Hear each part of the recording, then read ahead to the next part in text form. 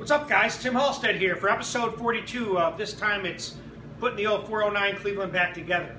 So the last episode I had was don't risk your life. And basically the moral of that story is don't buy cheap Chinese AN fittings, because I'll tell you, everyone I had, like I said in that video, had leaked. So sometimes it's better to spend the money once and get good quality.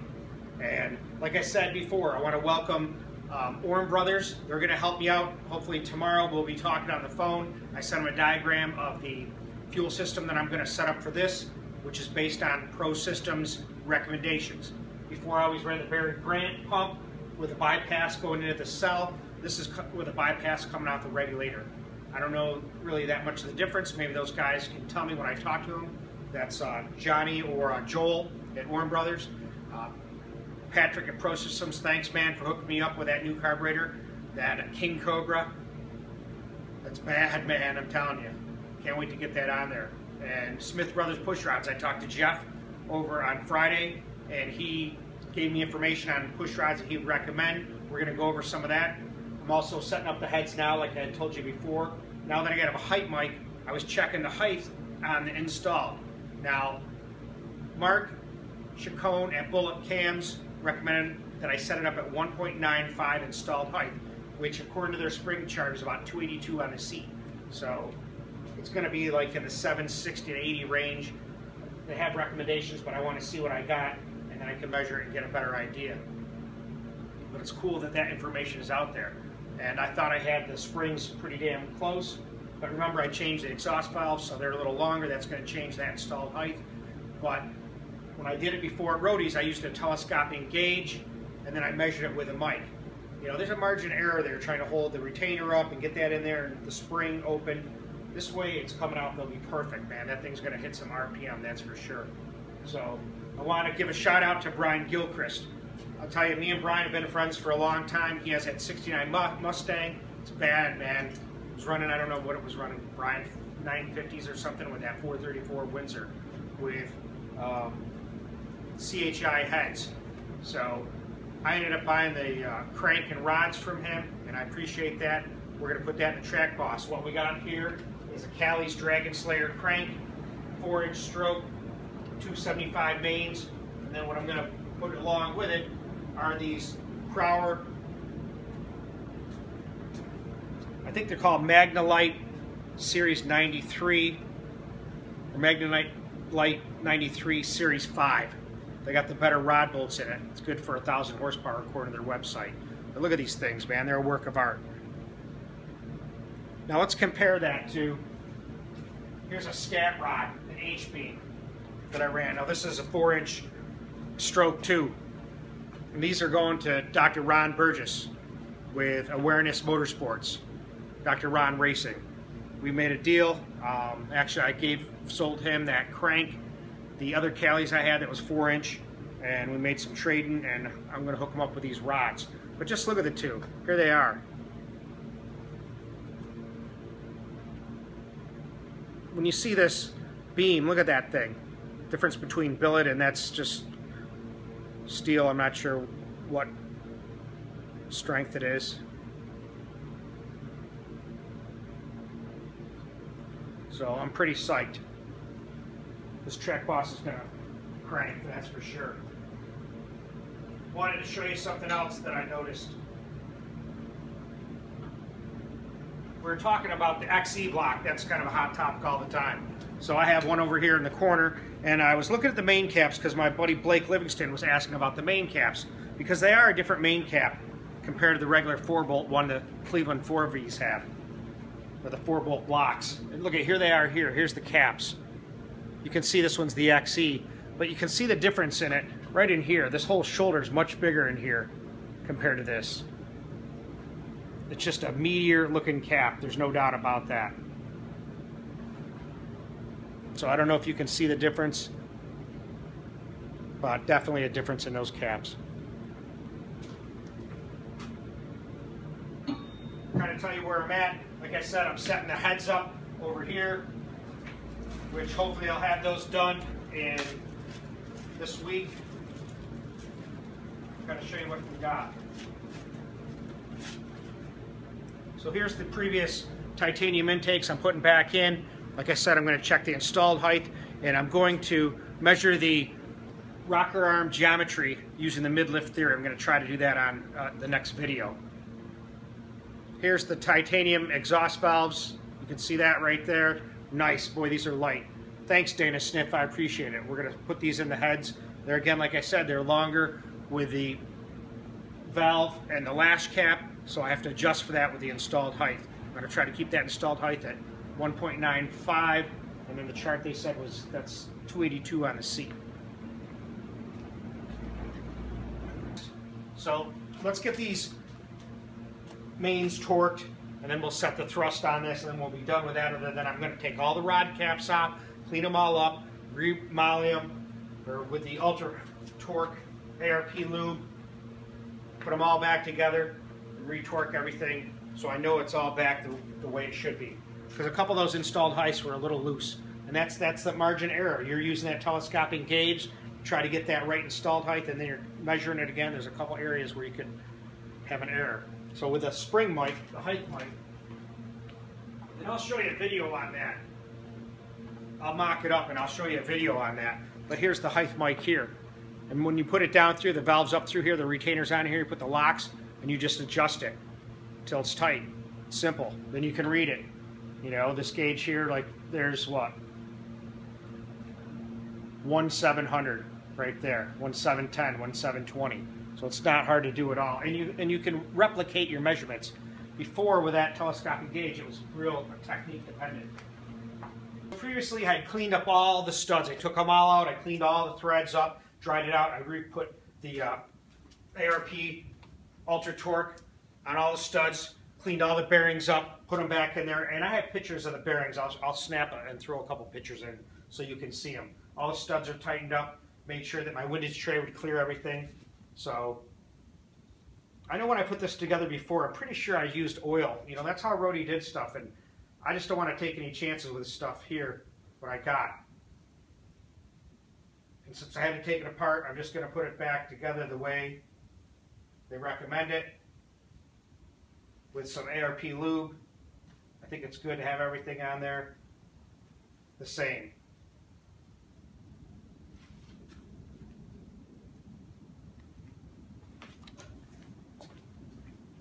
And before, like I said, this engine's been sitting here ready for me to do this for probably about 3 weeks, just because of everything that's been going on. So I haven't got a lot done.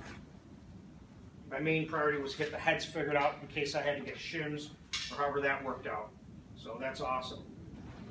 So I put the moly on here. We're all set with that. It's on all the studs and the surfaces that rotate. So let's see. Here's what we got. Now remember, I'm using that girdle. A lot of people aren't into it. Other people are. Like I said, doesn't matter. It's what you want to do and how you want to run your program. If you want to race with it, go for it. If you don't want to use it, don't use it. It's not going to break my heart. Give a shout out to Bruce Weiss. He has a nice girdle that he makes. He must believe in it. I think it's a quality piece. I've been using the same one here for a long time, like 20-something years, so I'm just going to stick with it for now. Who knows, maybe I'll use one for the DragBoss. But in this case, it's got spacers that go underneath the girdle, which I put down here. Now that I've already pushed the crank back, so I can get ready to, after I torque it, set the thrust at the end with it being pushed forward. So I cleaned everything up before.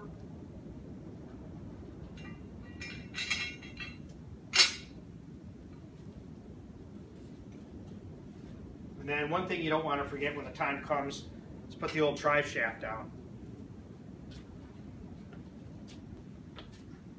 So we'll take the ARP Ultra Torque, we'll put it on these top of the studs and also some on the girdle. It's not galling stuff.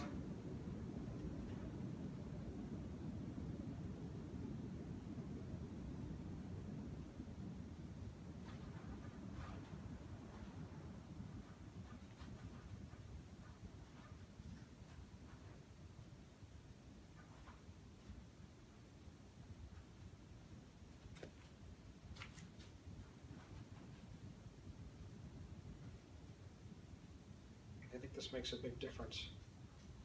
I mean, it's made by the manufacturer, so that's why I'm kind of sticking with it. I've heard things about being the old ARP lube versus this new stuff. I don't know. Couldn't give you any experience on that. But I know if you ain't got it, it affects the torque. We all know that. Looks good. I don't like messes. We don't need so much of it on there.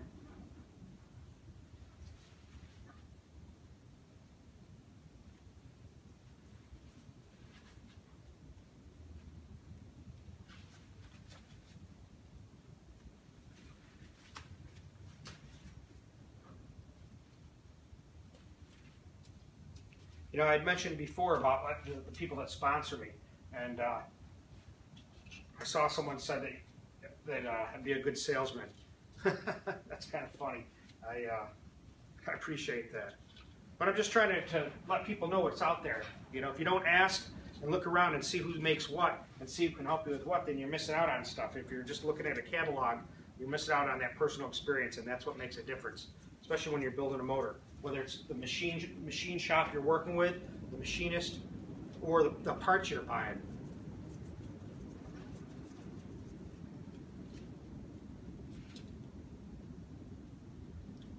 Like I said, you know, we torque up the mains in steps of 3 up to 110 foot-pounds, and then we'll set the torque, or excuse me, the thrust bearing. Now, I'd already pushed the crank backwards with a wooden block just to make sure everything's seated well backwards, and then we'll put it forward with this little setup I use, and we'll torque it.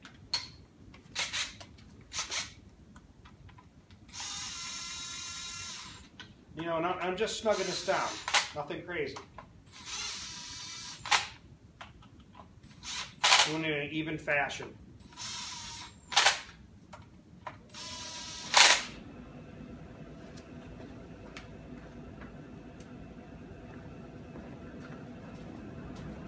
Shut that heater off, or it's hard to do this hearing me talk with that heater going on. But it's nice to be warm, I'll tell you. Makes a big difference in your garage if you got some heat going on. Okay, so we're pretty good with that. Now I have this torque wrench already set up. First one's going to be 36 for this. Yep.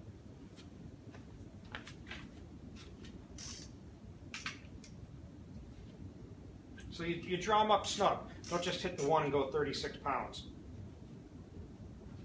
I even like to do the other ones that I'm going to be working with, just so they're all kind of snugged about the same.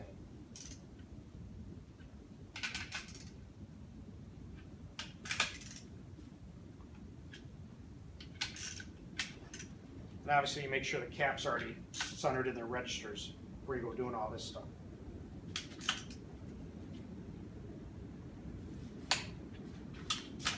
There's one easy pull.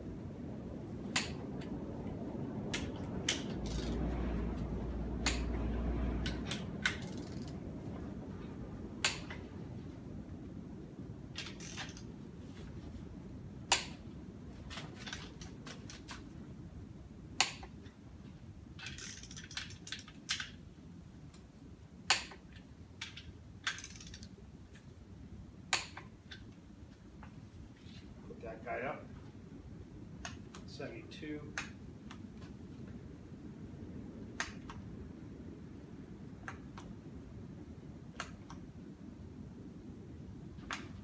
And this is a fairly new torque wrench, so I got confidence that it's a good piece and accurate.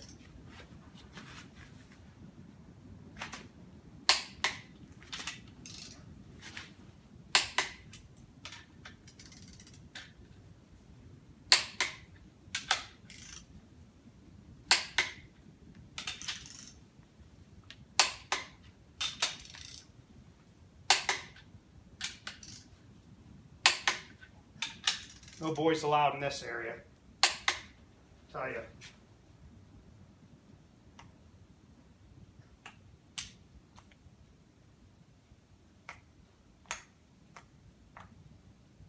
It's 110.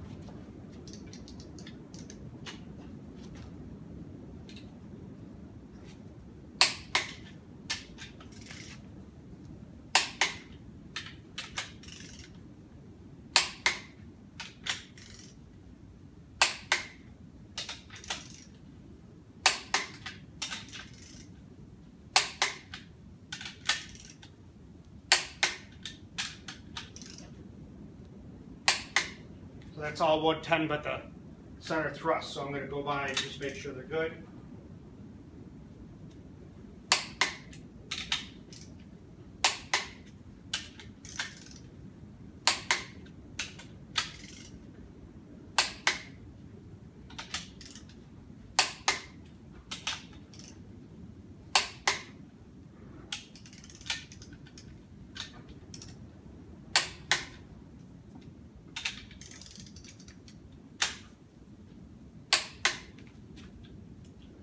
There it is, 110.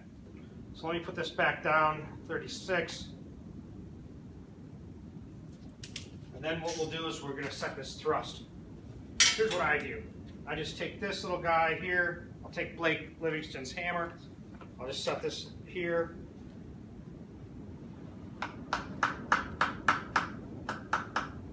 And all it is holding the crank forward. You can use a screwdriver in here if you can do it that way and hold it and torque it. I just do it this way because it's not forcing against the main caps.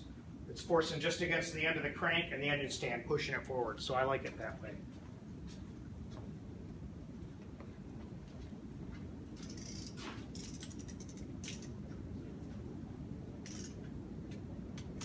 But again, make sure that it's pretty snug to where it's going to be, and then just hit it.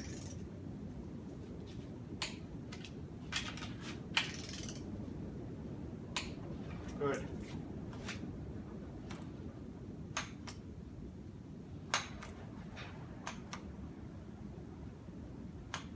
Back up to 72.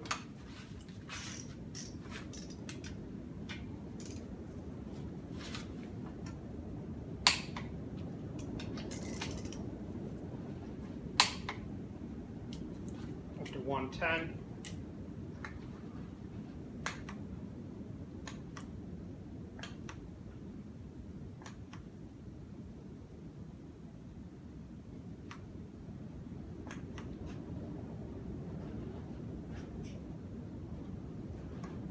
Time.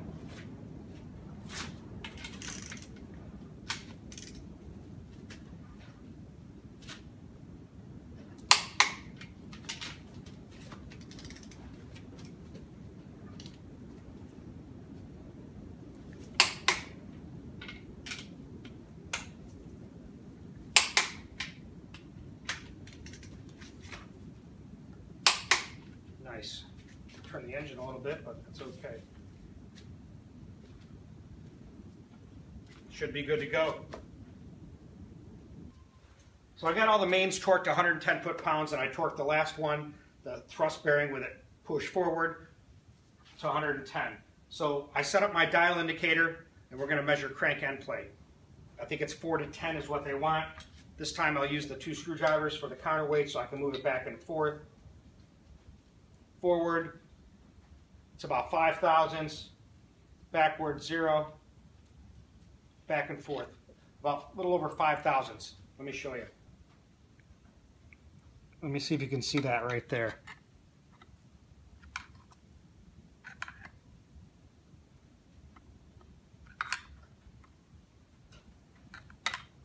Right there, 5 thousandths. Good with that.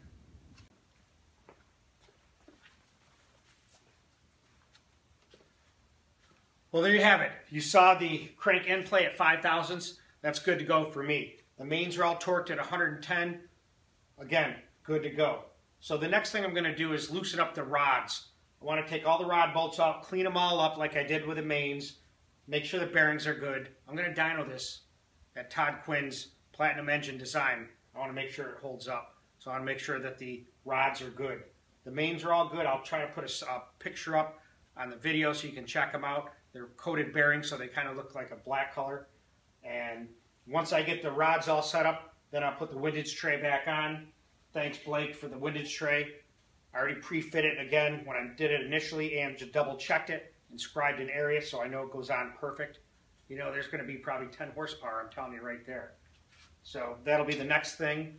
And let me show you. Now obviously there's no heads. Look how easy this thing turns after I get the crank socket on here. Look at that. No effort at all.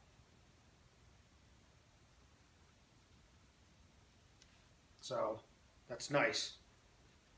We'll bring that up. We'll get ready to do the back here.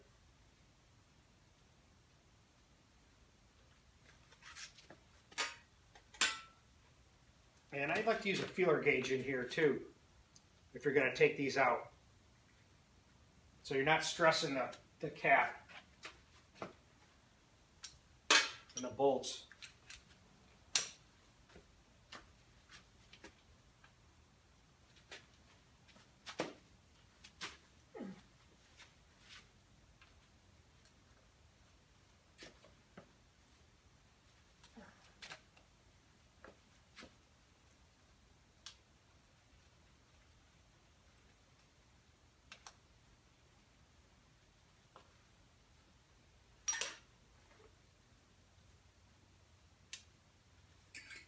There you go, Blake.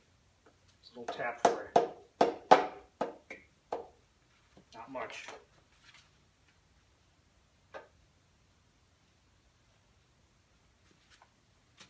So you can't say enough about these shop towels. These white shop towels. They work great for stuff like this.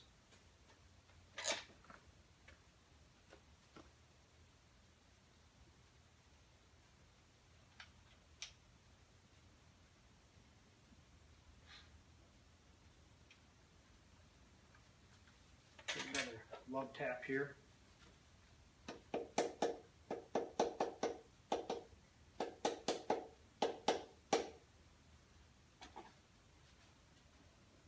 Make sure I don't drop that piston out of there.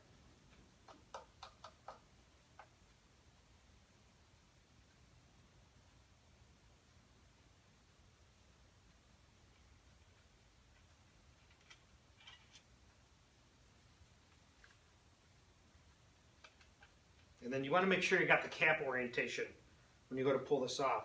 Now the piston's not going to fall out of there for the most part because the rings are holding it in, but you still got to be cautious with it.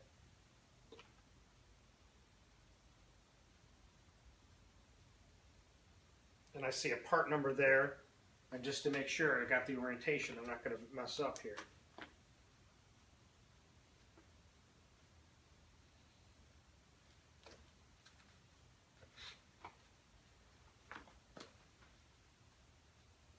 Yep, so we're good. Let's see what the bearings look like.